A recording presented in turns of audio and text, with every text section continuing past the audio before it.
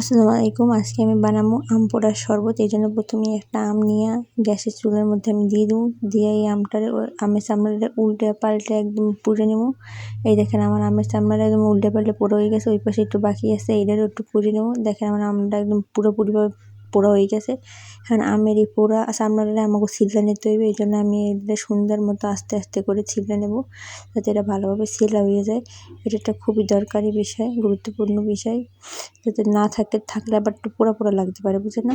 এখন এটা আমার ছেলে হয়ে গেছে। এখন আমি 2টা মরিচ নিয়ে নেবো।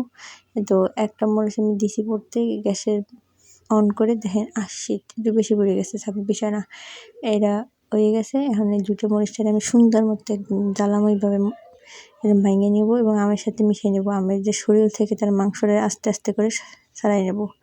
তো আস্তে আস্তে করে ছাড়াই নিতে যেতে এবার হয়ে গেছে। এবার এটার মধ্যে একটু পানি দিয়ে দিছি। পানি দেওয়ার পরে এর মধ্যে কিছু দিয়ে দেবো লেবু পাতা। আসলে লেবু পাতার ঘ্রাণটাই অন্যরকম, যাই হোক বিষয় না। এবার এর মধ্যে দিয়ে দেবো পরিমাণ মতো চিনি দিয়ে একটু লাড়াচাড়া করে নেবো। তারপর এটার মধ্যে দেবো একটু পরিমাণ মতো লবণ দিয়ে আবার একটু লাড়াচাড়া করে নেবো। এখন এই আমের শরবতটা ব্লেন্ডারের মধ্যে ব্লেন্ড করে নেবো। দেখেন আমার আমের শরবতটা একদম রেডি, একদম হয়ে গেছে। এবার এটাকে গ্লাসে ঢেলে নেবো। আবার সমস্যা নাই।